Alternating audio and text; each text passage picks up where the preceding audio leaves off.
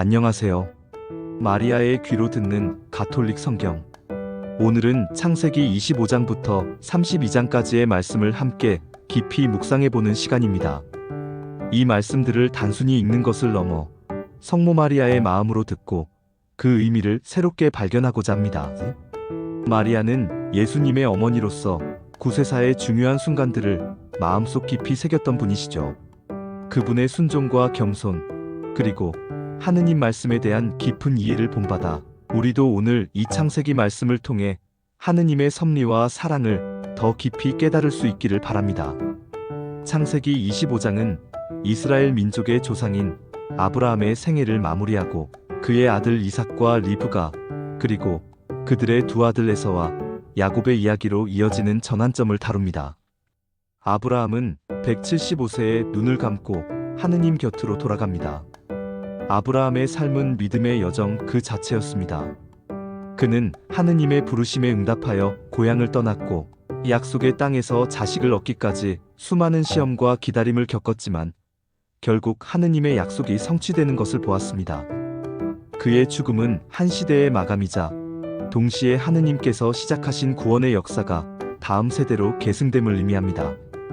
이어서 이삭의 두 아들 에서와 야곱의 이야기가 시작됩니다. 리브가는 쌍둥이를 임신했는데 태중에서부터 이들은 서로 다투었습니다. 하느님께서는 리브가에게 두 민족이 내 태 안에 있고 두 결애가 내 몸에서 나와 갈라지리라. 한 결애가 다른 결애보다 강하고 형이 아우를 섬기리라고 말씀하십니다. 이 말씀은 에서와 야곱의 운명뿐만 아니라 그들로부터 시작될 두 민족, 즉 에돔족과 이스라엘족의 미래를 예고하는 중요한 예언입니다. 이는 하느님의 계획이 이미 태중에서부터 시작되고 있음을 보여줍니다. 먼저 태어난 에서는 온몸이 털로 뒤덮여 붉었기에 에서라고 불렸고 뒤이어 태어난 야곱은 에서의 발뒤꿈치를 잡고 나와 야곱 즉 발뒤꿈치를 잡은 자라는 뜻의 이름을 얻었습니다. 에서가 사냥을 좋아하며 들사람이 된 반면 야곱은 조용한 성품으로 장막에 머물렀습니다. 이 두 형제의 성품 차이는 훗날 장자권 매매 사건으로 이어집니다. 에서가 사냥에서 돌아와 허기져 있을 때 야곱은 팥죽을 끓이고 있었습니다. 에서는 야곱에게 팥죽을 달라고 애원했고 야곱은 그 대가로 에서의 장자권을 요구합니다.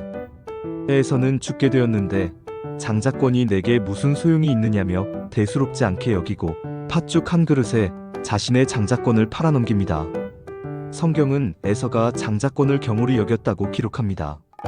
이는 에서가 당장의 육체적 만족을 위해 영적인 축복과 미래의 약속을 포기했음을 보여주는 비극적인 장면입니다.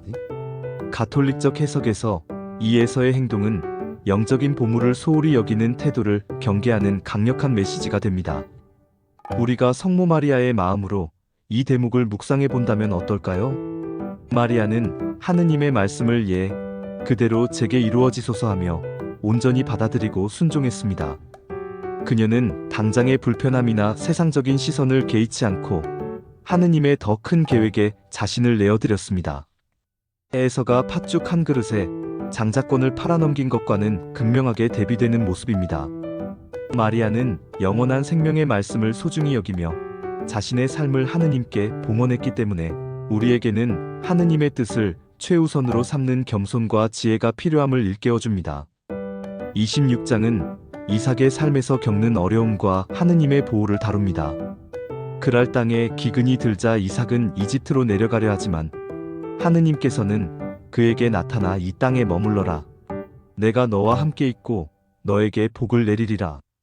내가 너의 아버지 아브라함에게 맹세한 것을 이루어줄 것이다 라고 말씀하시며 그를 만류하십니다.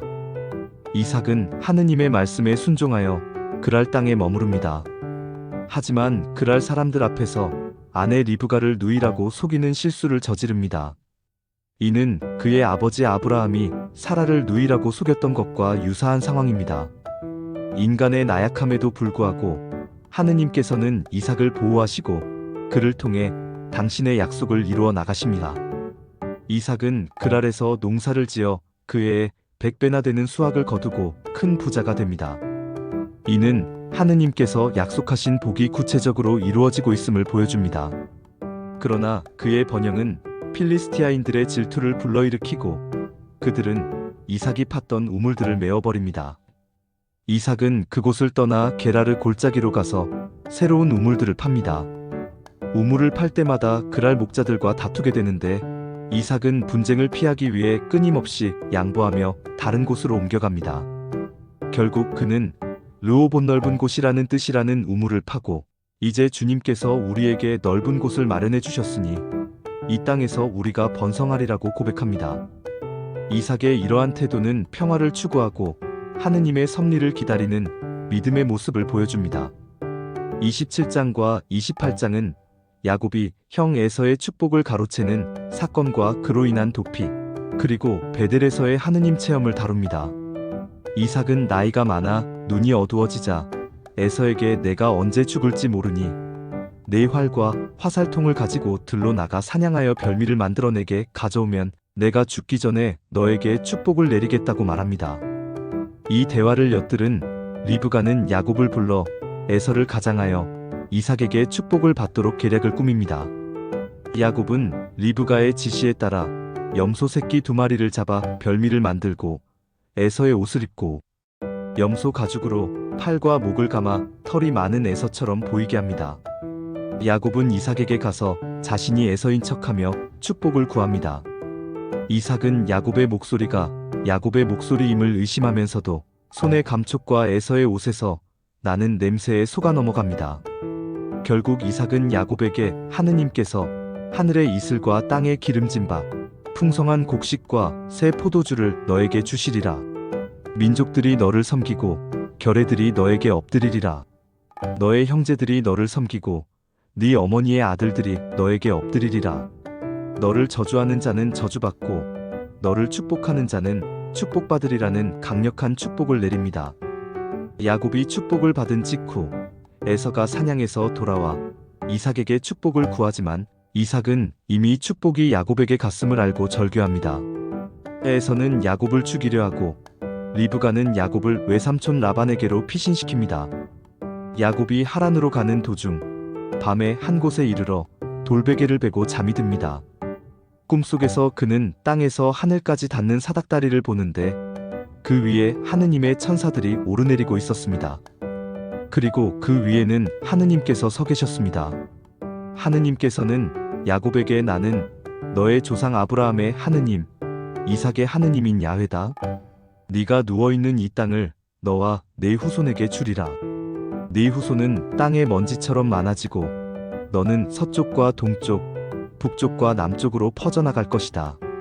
땅의 모든 종족들이 너와 네 후손을 통하여 복을 받을 것이다. 보라, 내가 너와 함께 있어 네가 어디로 가든지 너를 지켜주고 너를 이 땅으로 되돌려줄 것이다. 내가 너에게 약속한 것을 다 이루기 전에는 너를 떠나지 않으리라고 말씀하십니다. 잠에서 깨어난 야곱은 진정 주님께서 이곳에 계시는데도 나는 알지 못했구나 하고 두려워하며 고백합니다. 그는 그곳을 하느님의 집이라는 뜻의 베델이라고 부르고 그 돌베개를 기념 기둥으로 세웁니다. 그리고 하느님께서 제가 가는 길에서 저를 지켜주시고 먹을 양식과 입을 옷을 주시어 제가 무사히 아버지 집으로 돌아가게 해주신다면 주님께서 저의 하느님이 되실 것이며 제가 기념 기둥으로 세운 이 돌이 하느님의 집이 될 것이고 하느님께서 저에게 주시는 모든 것의 10분의 1을 반드시 바치겠습니다 라고 서원합니다. 이 사건은 야곱의 삶에서 매우 중요한 전환점입니다. 그는 속임수로 축복을 얻었지만 하느님께서는 그런 야곱에게도 찾아오셔서 약속을 재확인하고 당신의 섭리를 보여주십니다. 이는 인간의 실수와 죄악에도 불구하고 하느님의 구원 계획은 흔들림 없이 진행됨을 보여줍니다. 마리아의 관점에서 볼 때 하느님의 약속은 인간의 불완전함에도 불구하고 언제나 신실하게 이루어지는 것임을 알 수 있습니다. 마리아는 모든 의심과 두려움에도 불구하고 하느님의 말씀을 믿고 순종함으로써 하느님의 약속이 자신을 통해 이루어지도록 했습니다. 29장과 30장은 야곱이 하란에서 라반의 딸 레아와 라헬을 만나 결혼하고 자녀들을 얻는 과정을 그립니다. 야곱은 외삼촌 라반의 집에 도착하여 아름다운 라헬에게 첫눈에 반하고 그녀를 얻기 위해 7년간 봉사하기로 약속합니다. 하지만 7년이 지나 혼례를 치른 날 밤 라반은 야곱을 속여 언니 레아를 그의 아내로 들여보냅니다. 야곱은 이에 크게 분노하지만 라반은 우리 고장에서는 언니보다 아우를 먼저 시집 보내는 법이 없다고 변명하며 다시 7년을 더 봉사하면 라헬도 주겠다고 제안합니다. 결국 야곱은 라헬을 얻기 위해 총 14년을 라반을 위해 일하게 됩니다. 이 두 자매와의 결혼 생활은 야곱에게 많은 갈등과 고통을 안겨줍니다. 라헬은 야곱의 사랑을 독차지했지만 아이를 낳지 못했고, 레아는 야곱의 사랑을 덜 받았지만 연이어 자녀들을 낳았습니다. 하느님께서는 레아를 불쌍히 여기시어 그녀의 태를 열어주셨고, 그녀는 르우벤, 시메온, 레위, 유다를 낳습니다. 라헬은 아이를 낳지 못하자 언니를 시기하며 야곱에게 나에게도 자식을 주십시오. 그렇지 않으면 죽어버릴 겁니다라고 말합니다. 야곱은 내가 하느님이라도 된다는 말이냐? 아이를 갖지 못하게 하신 분은 하느님이시다라고 화를 냅니다. 결국 라헬은 자신의 몸종 비라를 야곱에게 주어 자식을 얻게 하고 비라는 단과 납탈리를 낳습니다. 레아도 자신에게 더 이상 아이가 없자 자신의 몸종 질파를 야곱에게 주어 갓과 아세르를 낳게 합니다. 레아는 다시 이사카르와 즈불룬을 낳고 딸 디나도 낳습니다. 마침내 하느님께서 라헬을 기억하시어 태를 열어주시고 그녀는 요셉을 낳습니다. 요셉을 낳은 후에 라헬은 주님께서 나에게 또 다른 아들을 더해주시기를 하며 다음 자식을 간절히 바랍니다. 이처럼 야곱의 가정은 질투와 경쟁, 그리고 하느님의 개입으로 복잡하게 얽혀 있었습니다. 이는 인간적인 욕망과 불완전함 속에서도 하느님께서 당신의 계획을 이루어 나가시는 방식을 보여줍니다. 마리아는 예수님의 어머니로서 질투나 경쟁과는 거리가 먼 삶을 사셨습니다. 그녀는 자신에게 주어진 사명을 겸손히 받아들이고 오직 하느님의 뜻에 순종했습니다. 이 라헬과 레아의 경쟁 구도를 보며 우리는 인간적인 욕심과 시기가 얼마나 많은 고통을 가져올 수 있는지 깨닫고 마리아처럼 하느님의 은총에 만족하는 삶을 살아야 함을 배울 수 있습니다.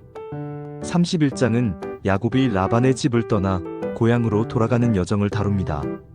야곱은 라반을 위해 14년 동안 두 아내를 얻기 위해 일했고 다시 6년 동안 라반의 양떼를 불려주며 품삯으로 일했습니다. 하지만 라반은 약속한 품삯을 계속해서 바꾸며 야곱을 속였습니다. 야곱은 라반의 아들들이 자신을 시기하고 미워하는 것을 보았고 라반의 얼굴에서도 자신을 향한 적대적인 태도를 읽었습니다. 그때 하느님께서 야곱에게 네 아버지들의 땅, 내 친족에게로 돌아가라. 내가 너와 함께 있겠다고 말씀하십니다. 야곱은 레아와 라헬을 불러 자신의 처지를 설명하고 하느님의 지시를 전합니다. 두 아내도 라반의 집에서 더 이상 희망이 없음을 인정하며 야곱의 결정에 동의합니다. 그리하여 야곱은 자신의 모든 소유와 자녀들을 이끌고 몰래 라반의 집을 떠납니다. 라헬은 떠나기 전에 아버지 라반의 집에서 테라핌이라는 집안의 수호신상을 훔칩니다. 라반은 야곱이 도망친 것을 사흘 뒤에야 알게 되고 분노하여 야곱을 추격합니다. 라반이 야곱을 따라잡았을 때 하느님께서는 꿈에 라반에게 나타나 야곱에게 잘잘못을 따지지도 말라고 경고하십니다. 라반은 야곱을 만나 테라핌을 훔쳐간 것에 대해 추궁하지만 야곱은 자신이 훔치지 않았다고 부인합니다. 야곱은 라반이 집안을 뒤지게 하지만 테라핌을 찾지 못합니다. 라헬이 낙타 한 장에 테라핌을 숨기고 그 위에 앉아 있었기 때문입니다. 결국 라반은 테라핌을 찾지 못하고 야곱과의 갈등은 극에 달합니다. 야곱은 라반이 자신을 어떻게 속이고 부당하게 대했는지 격렬하게 항변합니다. 결국 야곱과 라반은 미츠파라고 불리는 언덕에서 언약을 맺습니다. 이 언약은 서로에게 해를 끼치지 않고 라반이 더 이상 야곱의 아내들과 자녀들을 해치지 않겠다는 약속입니다. 이 언약을 통해 야곱은 비로소 라반으로부터 벗어나 자신만의 길을 가게 됩니다. 이 장은 하느님의 약속이 야곱의 삶 속에서 어떻게 인도되고 보호되는지를 보여줍니다. 비록 인간적인 속임수와 갈등이 있었지만 하느님께서는 당신의 백성을 잊지 않으시고 그들을 인도하십니다. 마리아의 관점에서 볼 때 하느님께서는 모든 상황 속에서도 당신의 자녀를 보호하시고 의로운 길로 인도하신다는 믿음을 갖게 합니다. 32장은 야곱이 에서를 만날 준비를 하고 야복 강가에서 하느님과 씨름하여 이스라엘이라는 새 이름을 얻는 극적인 사건을 다룹니다.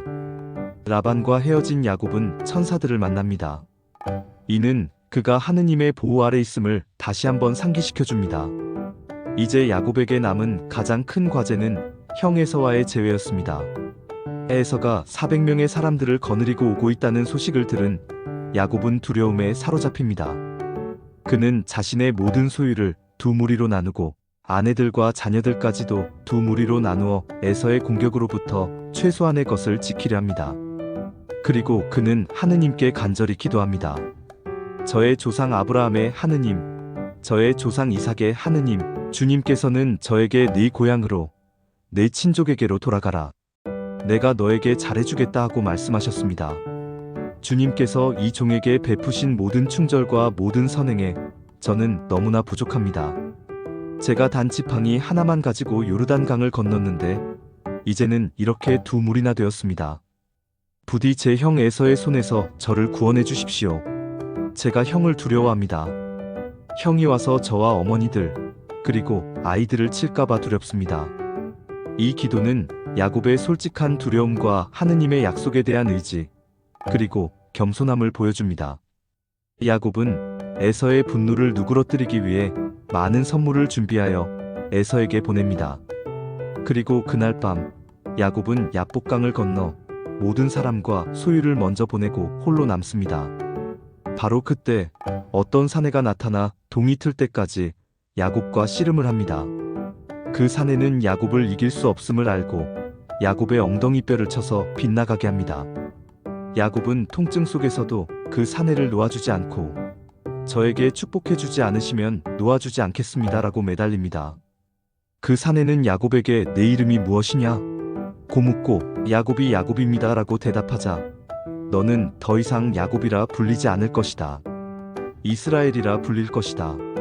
네가 하느님과 사람을 상대로 겨루어 이겼기 때문이다 라고 말합니다. 야곱은 그곳 이름을 프니엘 하느님의 얼굴이라는 뜻이라고 부르는데 내가 하느님을 얼굴을 맞대고 배웠지만 내 목숨은 살아남았구나 라고 고백합니다. 이 사건은 야곱의 정체성이 변화하는 결정적인 순간입니다. 그는 이제 속이는 자라는 뜻의 야곱이 아니라 하느님과 겨루어 이긴 자라는 뜻의 이스라엘이 됩니다. 이는 인간적인 간교함과 노력으로 살았던 야곱의 삶이 하느님과의 진정한 만남을 통해 새롭게 변화되었음을 상징합니다. 그는 이 만남을 통해 에서에 대한 두려움을 극복할 힘과 확신을 얻게 됩니다. 에서를 만나기 전에 이 깊은 영적 체험은 야곱에게 새로운 용기와 믿음을 심어주었고 그가 에서와의 만남을 하느님의 섭리 안에서 받아들일 수 있게 했습니다. 마리아는 아들 예수를 잃어버리고 사흘 만에 성전에서 찾았을 때 얘야, 왜 우리에게 이렇게 하였느냐? 네 아버지와 내가 너를 찾아다니느라 얼마나 애를 태웠는지 모른다고 말하셨습니다. 예수님은 왜 저를 찾으셨습니까? 저는 제 아버지의 집에 있어야 할 줄을 모르셨습니까? 하고 대답하셨습니다. 마리아는 이 모든 말씀을 마음에 새기고 곰곰이 생각하셨다고 성경은 전합니다. 마리아의 이런 모습은 야곱이 야복강가에서 하느님과 씨름하며 자신의 존재와 하느님의 뜻을 깊이 묵상했던 것과 다르지 않습니다. 우리도 살면서 수많은 어려운 순간에 직면하게 되지만 그 순간들을 피하기보다는 마리아처럼 하느님의 뜻을 묵상하고 야곱처럼 하느님 앞에서 진실하게 자신을 돌아보는 시간을 가져야 합니다. 그때 비로소 우리는 하느님께서 주시는 새로운 이름과 정체성을 얻고 용기와 믿음으로 다음 발걸음을 내디딜 수 있을 것입니다. 오늘 우리가 함께 묵상한 창세기 25장부터 32장까지의 말씀은 인간의 나약함과 실수, 갈등 속에서도 하느님의 신실하신 약속과 섭리가 어떻게 이루어져 나가는지를 보여줍니다. 에서가 장자권을 경홀히 여긴 것, 야곱이 형을 속여 축복을 가로챈 것, 라반이 야곱을 속인 것 등 인간적인 불완전함이 가득하지만 그 모든 것을 뛰어넘어 하느님께서는 당신의 계획을 이루어 가십니다. 성모 마리아는 이러한 하느님의 섭리에 대한 믿음의 본보기입니다. 전삼용 요셉 신부님께서 말씀하셨듯이 마리아는 예수님에게서 받은 것을 우리에게 전달해주는 중개자 역할을 합니다. 예수님께서 포도주가 떨어진 혼인잔치에서 기적을 베푸시도록 마리아가 요청했듯이 마리아는 언제나 우리를 하느님의 은총으로 이끄는 길잡이가 되어주십니다. 우리는 이 말씀을 통해 하느님께서 얼마나 놀라운 분이신지, 그리고 그분의 사랑과 계획이 얼마나 깊고 넓은지를 다시 한번 깨닫게 됩니다. 우리도 마리아처럼 하느님의 말씀을 마음속 깊이 새기고 그 말씀에 따라 살아가는 믿음의 여정을 걸어갈 수 있기를 바랍니다. 아멘.